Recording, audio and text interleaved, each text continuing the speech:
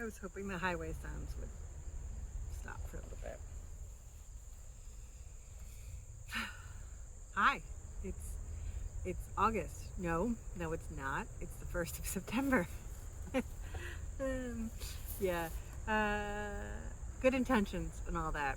I've had a very strange year, mentally, just kind of low energy. So I'll have the energy to make stuff, but then not have the energy to actually share. But recently I have had a little bit of energy to share. So we're gonna start with a little bit of a garden video that I took on the 24th when I finally had a little burst of motivation and momentum to be able to film outside. So I will put that in here shortly. Thank you for joining me today and for clicking on this video, even though I haven't had a video in months, since March, I think. If you see smoke going across the screen, I have incense, bug repellent incense going, because when I first started filming, a mosquito landed on my forehead and bit me. So we're gonna try to avoid that, so don't be alarmed if you see smoke running through. Anyway, I hope you had a good summer, and I hope that the last couple of weeks of summer will, I don't know, be awesome. And yeah, I don't really know how to do this anymore. I feel like I say that every time because it's always months in between videos. So that'll yeah, maybe help me build momentum for coming back more often. We shall see. Anyway, that's enough rambling for this intro. Thank you for being here, and yeah, stick around. We've got some garden, and then knitting, and then a little bit of a spinning update and a little sewing update. So great. I hope you enjoy.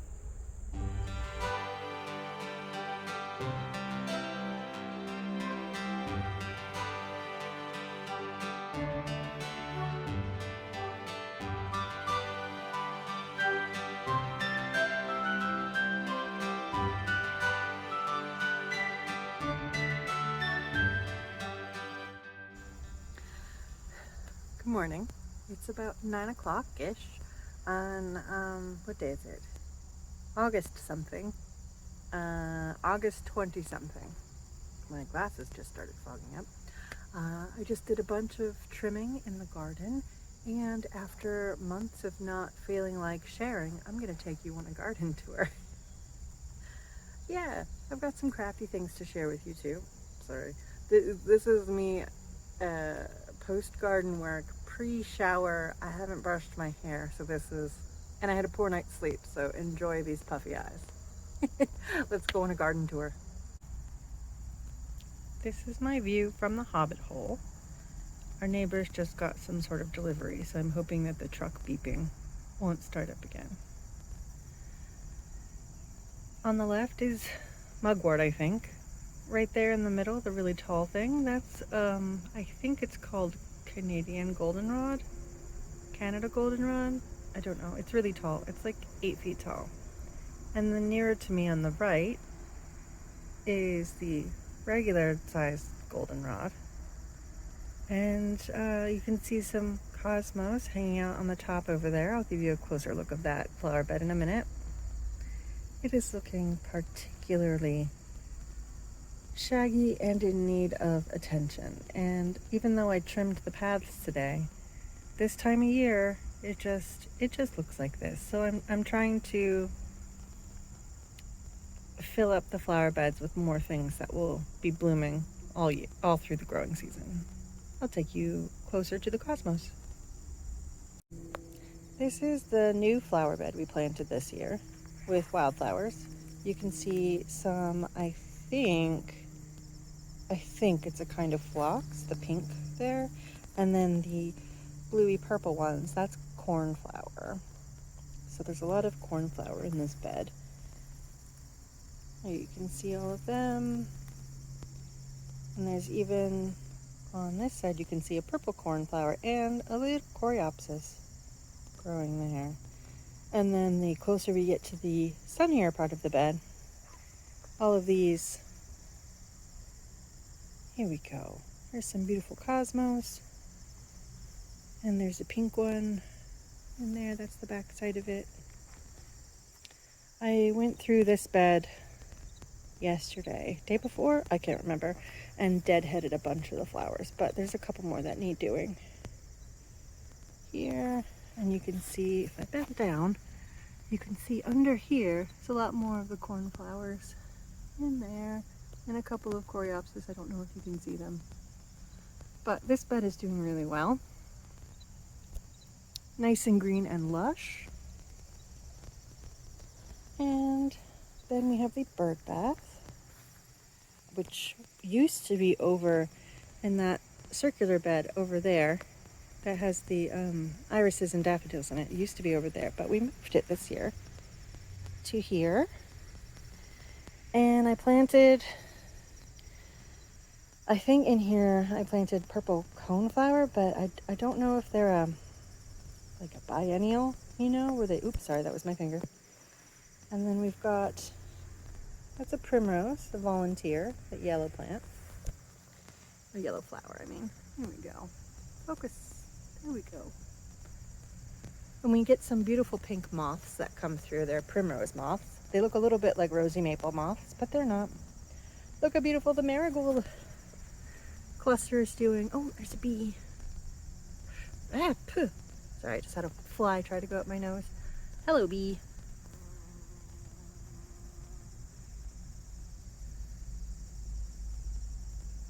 I hope you're enjoying the marigolds. All right, I'll leave you be. And there's some yarrow mixed in here too. And the dock looks really interesting. That's the tall brown spiky things that they have these really, oh, there's some closer to me. Tall brown spiky things with these really wide leaves. The birds really like to eat this. And humans can eat it too, I think. If you grind it up, you can make like a flour. And then this part of the bed is, well, it's mostly wild peas at the moment. They kind of took over. This light colored spiky stuff in the front, that is the seed heads of the rose campion from earlier this summer. And now I'm going to move around here. I got a little hanging teapot. That needs cleaning out. Okay, here we can see the peas a little better because the flowers are quite cute. There we go. Oh, there's an ant. Hello, ant. And let's see if I can get it. You can see they have these little pods, pea pods. And so the animals around here like to eat them. Well, here's more of the cute pink flowers. And I don't think it's invasive. I know there is a wild pea that is native to New England, and I'm pretty sure this is it. Though I'm not an expert, so I don't really know. And over here is this all floppy purple flowers. That is knapweed. It got flattened in the last rainstorm. Also known as false thistle. You can see that looks a little bit like a thistle. I don't like to leave too much of this because it is a little bit aggressive. Oh, and here's some rose campion that still have flowers.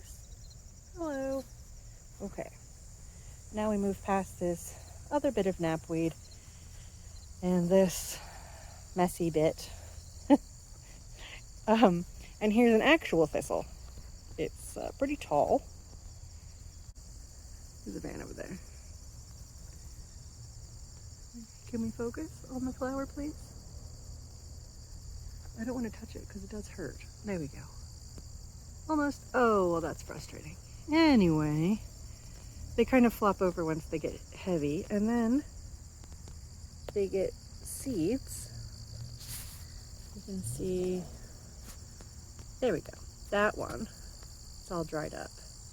And you can see its seeds right there. Ouch. All right, so that is the front, what are we calling this? We're calling this the Hobbit Garden because it's right by the Hobbit hole. Yeah, so that's the Hobbit Garden. I'm gonna take you now round back to the pool house. All right, here's the pool house, how it looks this summer. I will show you a couple of new things we added. First of all, there's a bunch of pots.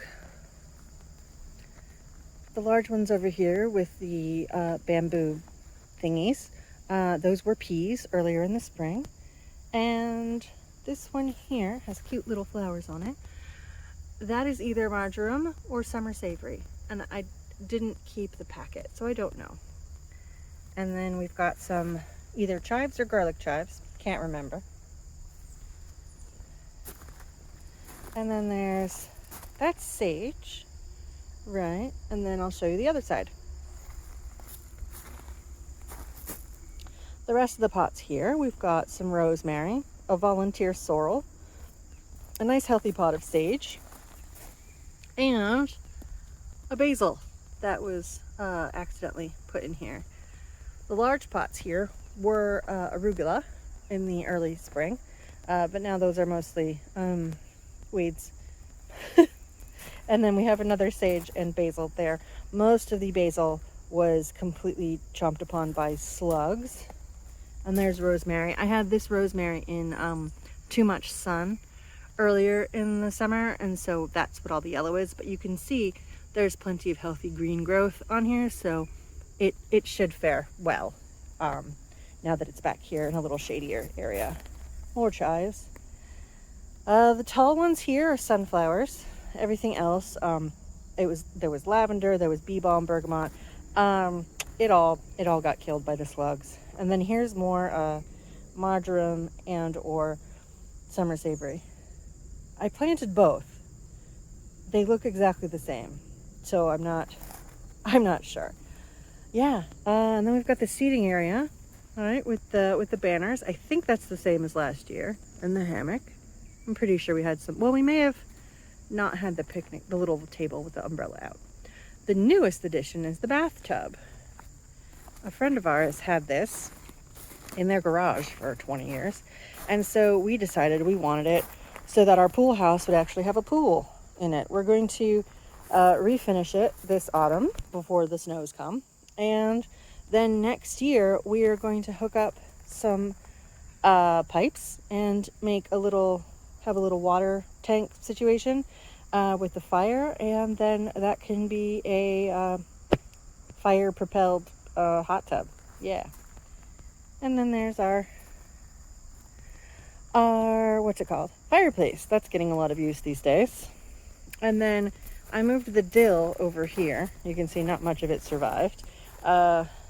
This is bouncing back a little bit, but the swallowtail caterpillars decided to make a feast of that this year. That's okay. I knew I was going to be sharing the plants with everybody else. All right, that is the garden tour. Behind me, you can probably see, we put up clotheslines on this side.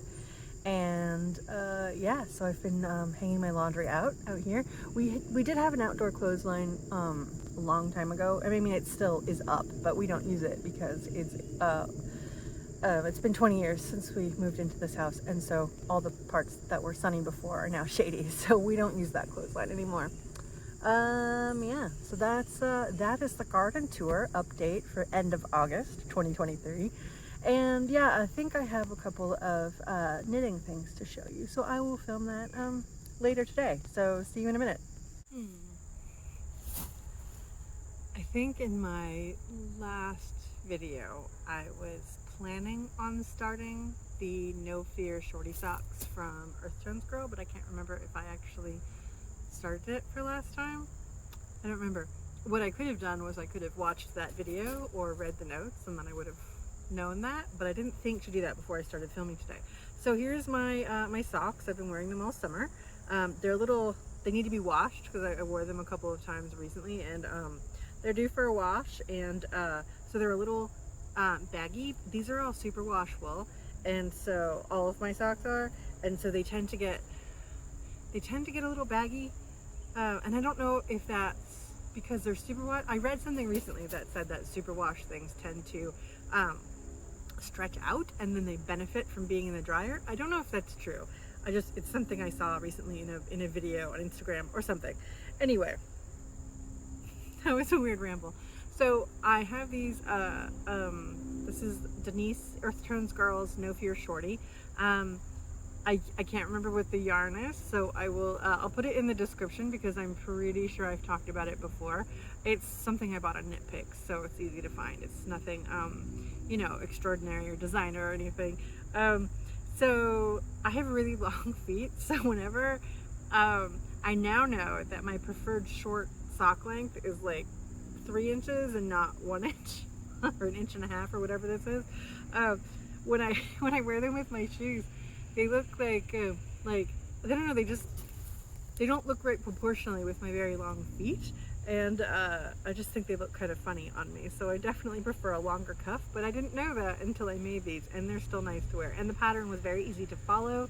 Denise's tutorials are great. And it was my first top down with a gusset and heel flap, so I'm pretty happy with the way these fit, and I really like the texture of the heel flap. I like that it's a little bouncy. So I will probably be making more, with just, longer cuffs. So that leads me to my next pair of socks, which were another short pair. I was planning on following a blog post that showed you how to do toe up with a gusset and heel flap, but I had forgotten that that's what I wanted to do, so I made the first sock with the regular, slight increase through here, which would normally be a gusset on those kind of socks, and then just a fully short row heel. I think I like to do that on self-striping socks because you get this neat little, especially on, this is Knit Picks Felici, or Felici, whatever, I don't know how to say it. You know that thing where you only ever see something in writing, but you never actually hear other people say it? It's like that. But then you get this kind of two-toned heel, which I like.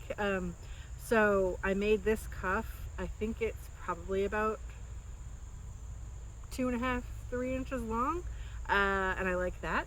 And yeah, so I've enjoyed wearing these this summer too. They also are in need of a wash. So I usually just do a soak in the bathtub and then, not bathtub, the bathroom sink, and then hang them to dry. So yeah, so that's my socks. I have another pair that 1.5 pairs. This one is Knit Picks Stroll. I wanted some more solid, not solid color, but I wanted some more summer length cuffs. The rest of my socks, apart from these few here, are really either mid shin length, or I made a couple of pairs of knee socks early this year. What is time? So this one I haven't woven the ends in yet, but I put a slightly longer cuff on this one. I think this one is like maybe 3 or 4 inches. But I also made the foot a little bit shorter, and I'm hoping that when this stretches out a bit with wearing it, it'll make it feel a little bit less baggy. I'm hoping. We shall see. So I've got, this one is maybe 1/2 inch away from starting to heal. So yeah, this is, I believe the colorway is Orbit from Knit Picks Stroll. I don't think is it their hand painted? I can't remember, but it has a slight, why is this weird? I don't know what's happening with you. I put these away in the dark last night. It has a slight micro striping. I don't know if you can see that, but that's how the variegations turned out, slightly stripy. So that's all I've been knitting lately. I'm in that that stage of a craft lull where you really want to be doing something. Hold on, the incense is about to make me sneeze. Okay, so I'm in that that little bit of that particular kind of crafting lull where you want to be making things, but you don't have the focus to actually choose a pattern, choose a yarn, swatch, and do all of that work. So I've just been putting all of my need to knit energy into making socks, which is, I do want socks and I do need them. I have stopped wearing most of my commercially made socks because they are all, I think they're all like acrylic or poly blends or something like that. And my feet sweat a lot in them. Also, I find that they're too tight now with my skin sensitivities. I don't like how snug they are. And they never fit me right because I wear size 11 shoes, 43 European shoes. So I have very long feet. And so the heel on most of those would come to like here on my heel. And so it just, so I have a bunch of socks that I just don't wear anymore, but I'm not, ooh, there's a creature. I think it was a squirrel. Okay, easily distracted. So it was legitimately a squirrel moment. uh, so I don't wear many of my commercially made socks. I will wear the cotton and nylon ones, but I don't wear any of the novelty print ones. So my goal, my vision for my sock drawer is to have a lot of hand knit novelty print socks, or not print, but colorwork socks. So I have a bunch of, gosh, what's her name? Charlotte Stone knits. I have the colorwork book, and I have a bunch of her individual colorwork patterns. So my vision is to have a sock drawer full of those kind of things. So I've been putting all of my wishful thinking for a beautiful sock drawer into just making some plain socks just so I have something to wear. Apart from the same, 6 pairs of cotton socks. Yeah, so that's my knitting right now. In the fall, I'm hoping that once it actually properly cools off, I will feel like making a sweater vest, a slip over, if you're in other parts of the world, that would call it that. We call them sweater vests here, so that's what I will call them. Yeah, so I want something to wear that is fairly cropped, that stops at the near the waist seam of my gathered skirt dresses, which I like to wear all fall. I tend to wear dresses most of the time. Today is an exception because I got some new overalls, which I will talk about later when I get to the sewing part.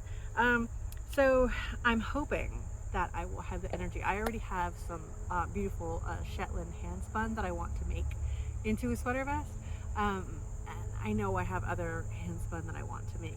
And I know what pattern I want to use. I just have to get it together. So hopefully, if I continue to have any sort of motivation for sharing what I'm working on, and if I don't share here, I will generally share on Instagram because that's a little bit more low energy for me to deal with.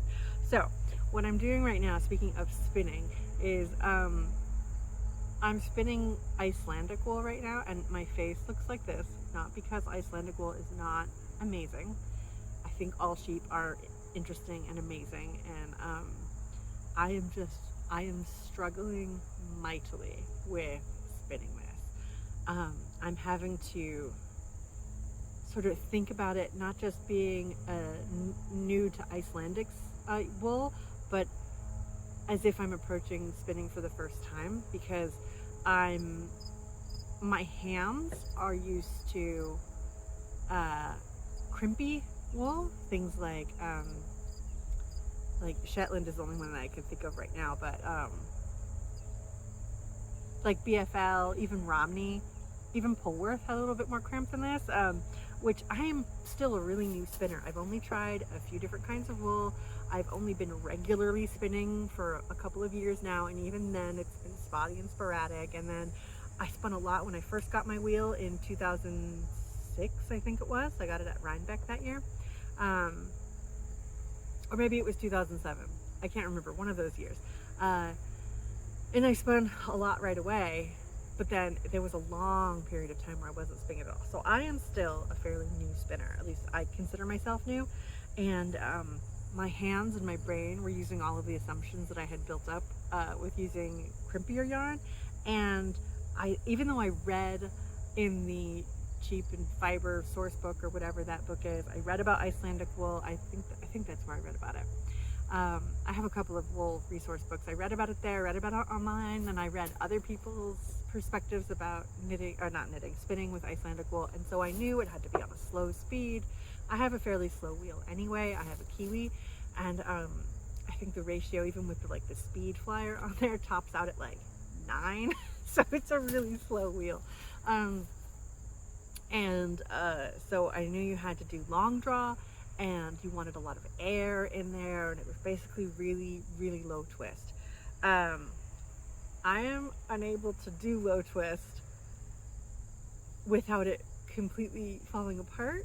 It needs a lot of practice. I have had, this is my 3rd bobbin. I have a 4th bobbin going right now, and I've had exactly 2 moments, I think, 2, maybe 3 moments where I finally felt in the groove of doing the long draw. They didn't last for more than a few seconds each time, where you felt like the yarn wasn't breaking apart, it wasn't pulling out too fast, and it was gently twisting, and you could get a beautiful long draw on there.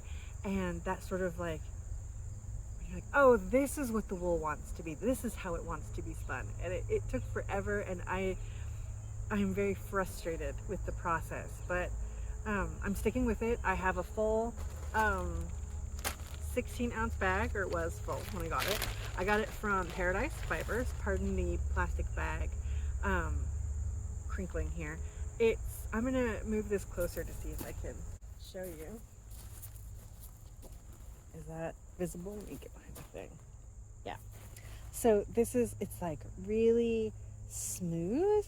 It's like, it's hairy is how I would describe it.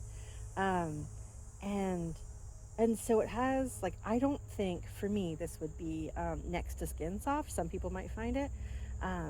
But when it thins out too much, it takes up too much twist, and then it gets really, really coarse and ropey.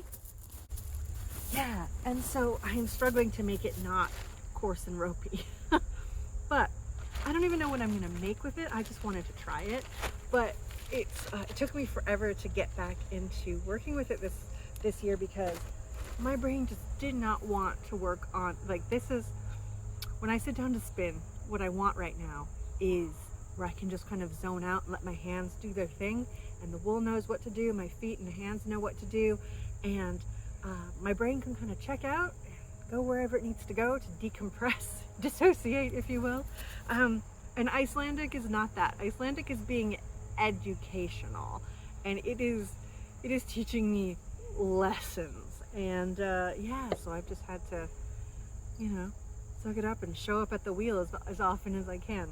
So that's where I am with spinning. I might put on the end of this video a little short clip of me attempting to spin. We shall see if I can tame my frustration enough to do that. So yeah, let's talk about sewing next. So this has been a fairly low output year for me as far as garment sewing is concerned. I sewed a couple of, I sewed a quilt, and, or at least I quilted a quilt. It was already sewn.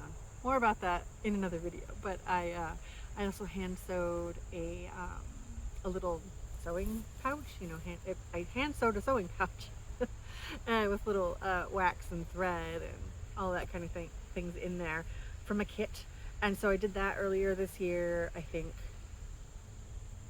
Wouldn't that be really funny if I actually made that last year? I'm almost positive I made it this year, though. Wow. Okay, that is where my brain is. The last few years have mushed together like crazy. So I haven't sewn very many garments this year. That I know is correct. So what I wanted to make all year was overalls and dungarees, whatever you call them, where you are. And I just had been putting it off for months and months and months. My little inspiration cutouts were on the wall. I have the patterns that I want to try. I have not even gotten those patterns out, So I decided to just buy a pair, and I'm wearing them today. These are Lucy and Yak dungarees. It's their basic dungarees. And I got the UK 24 instead of the 22 because I was in between their size chart. So I was in between sizes. I got distracted halfway through talking about that. So I was in between sizes, so I got the larger size, and I think I need to add some darts in the back.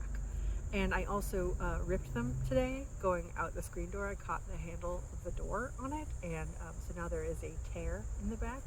It's an easy to repair, easy patch, easy mend. That's the word I was looking for. It'll be an easy mend, I think. Um, so once I get these how I want them, then maybe this fall the cool weather will inspire me to make actually a pair, because I can compare my patterns that I have with the finished one and make any modifications compared to these. Right. That was very long-winded to tell you that I haven't sewn anything recently. The one thing I have sewn is this giant bag. I'm making a closet core floor poof, you know, the free pattern that lots of people make. I put in an elastic drawstring, but it's really hard to, this is the inner bag, or supposed to be the inner bag for it. But I think either I didn't make my channel big enough, or this elastic is just very grabby, because it's difficult to actually get it to cinch down. So I'm probably going to replace it with a regular drawstring. I just had this already in my notions. It's from an old sweatshirt, I think, or something. But anyway, so it's just a giant bag. I boxed the corners. It's made from an old curtain. It's got a kind of shooting star constellation print.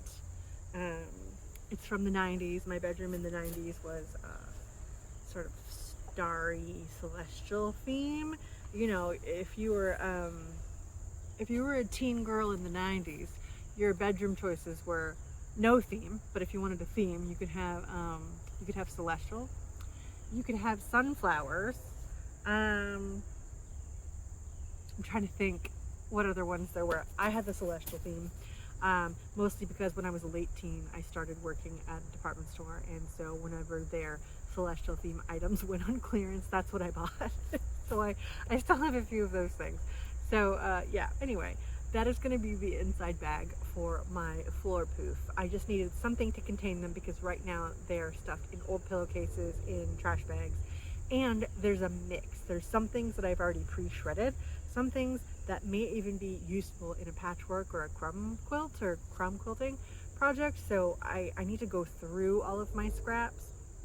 I've been, instead of making stuff this year, I've been in a little bit of an organizational, thinking about how to use things up kind of mindset about it. So I am going to be focusing on my scrap collection. I have a lot of old clothes too, that some of the fabric might be salvageable for, you know, I have some old t-shirts. I might be able to cut strips off of that to use in garden, like tying up, this is me miming tying up a plant. Yeah. Okay. My brain is starting to get really tired. So I think that was an abrupt end, but I think I'm going to end it there so I can get this video out this weekend. Yeah, I hope I have more to share soon, because I like doing these. I think they're fun to put out, and I like collecting my things together, because otherwise I just have, you know, odd things that I'm working on here and there, but I don't bring them together and look at them myself. So I think making these videos is a nice exercise for me as well. Even if no one else watches them, I enjoy making them. So thank you for joining me today. I'm distracted by the smoke from my incense, so we're gonna call this a day. Have a lovely beginning of September, and hopefully I'll see you soon. Okay, bye for now.